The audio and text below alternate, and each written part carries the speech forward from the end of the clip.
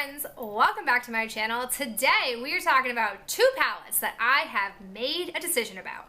One of these palettes is staying and one of these palettes is going, so let's go ahead and get into it. So the two palettes that we're talking about is my ColourPop Golden State of Mind palette and my Balm in the Balm of Your Hand Volume 1 palette. We'll go ahead and start with the ColourPop. If you guys don't know, this is essentially like an all glitter type of palette, and I originally bought this when it hit the shelves on Sephora and then returned it because I did not like it.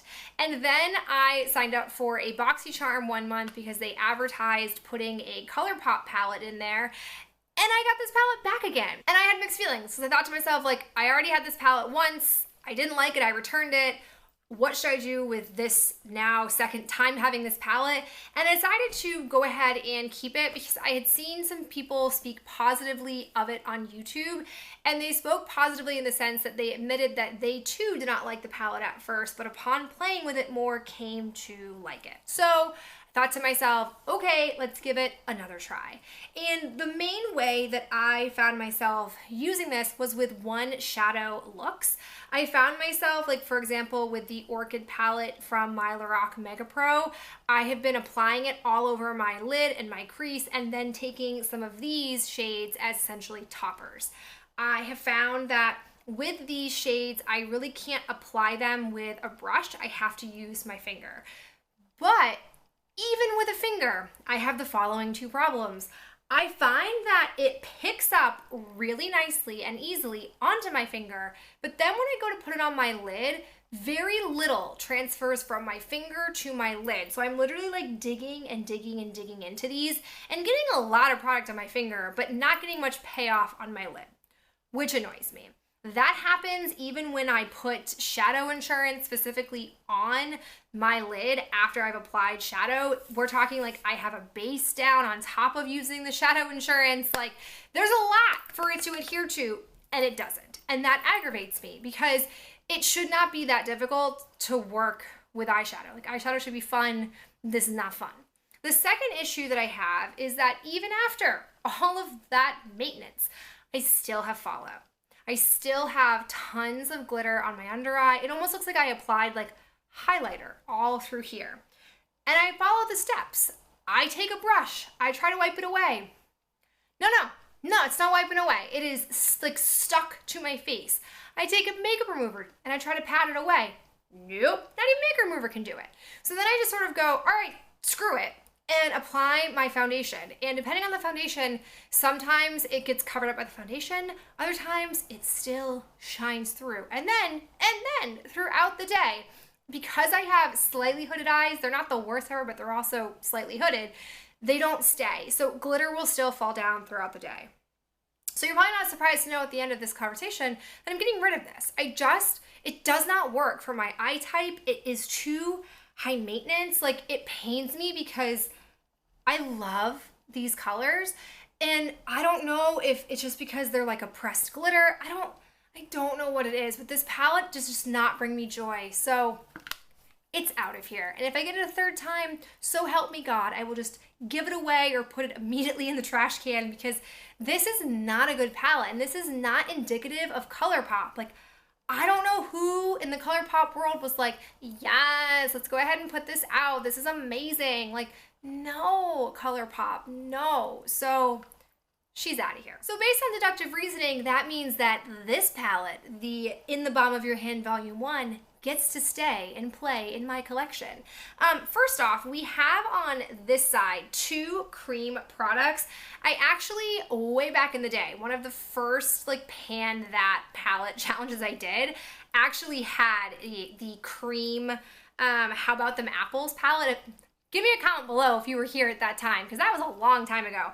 I actually panned that, and these two colors were in there. So when I pulled this palette out, I was like, gonna be a hard no with those two right from the get-go. But at this point, this palette is too old for me to actually use the cream product. So I'm happy that they at least thought through having two different lids for those, because I basically never have to see it. So what I'm left with in here is I have 4 eyeshadows from different palettes. And then I have the Mary Luminizer, which technically could be an eyeshadow and or a highlight.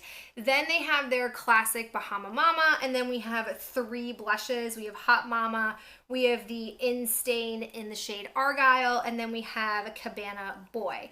Again, they argue that Hot Mama and Cabana Boy could be a shadow or a blush. So the way I went about deciding whether or not to keep this palette was I played around with the face products first.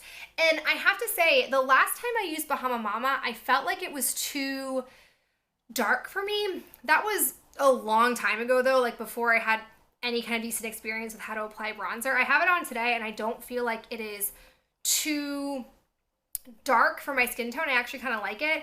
And then I really love the Hot Mama blush. Like that blush just works with a lot of the looks I've been going for lately. And then I also really have enjoyed the Cabana Boy.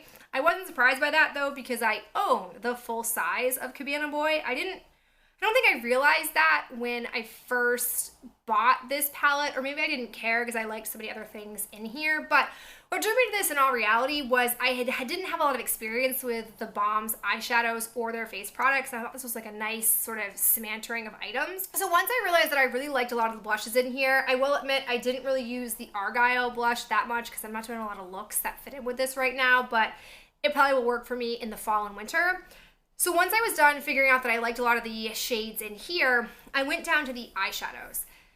I kind of have mixed feelings about the eyeshadows, to be honest. I feel like the Sexy from Nude Tude is really dark and a little bit difficult to work with. I don't love it. But then when I went to work with the Led Zeppelin from Bon Jovi palette, this color I love. And it kind of has like a little bit of a gold vibe in there. So I paired it with a gold shadow from my Lorac Mega Pro palette, and that can be dicey because you're applying like a light color with a really dark green crease, and they could easily mix together to make one other color. But what I will say about this is that didn't happen. This really held its own and like stayed separated in my crease from my lid, which has not happened with other shades I've done that with. So I was really happy with that performance. The Mischievous Marissa from Shady Lady is a nice lid color.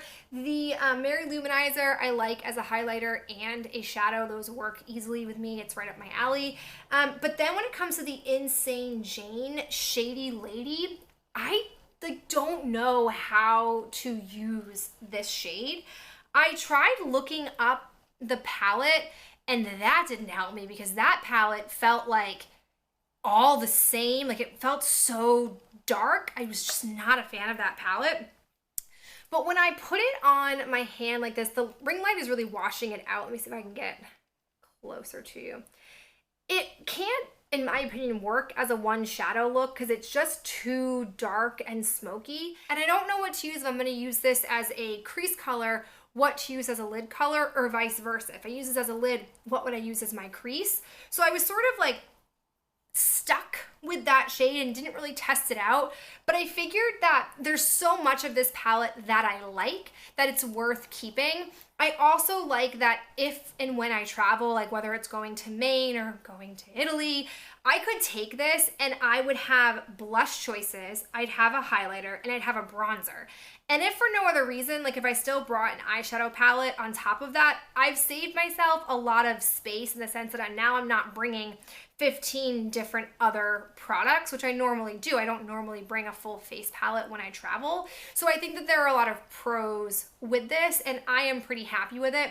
I know they came out with a volume 2, but I feel like I either had shades in there that I already had in my collection or I just didn't like it. I don't remember it very well, but I'm pretty sure you can still buy that one. I don't know if you can still get your hands on this, but it survived the wreckage. I do like it. And in fact, because I'm keeping this, I'm not going to keep the blush.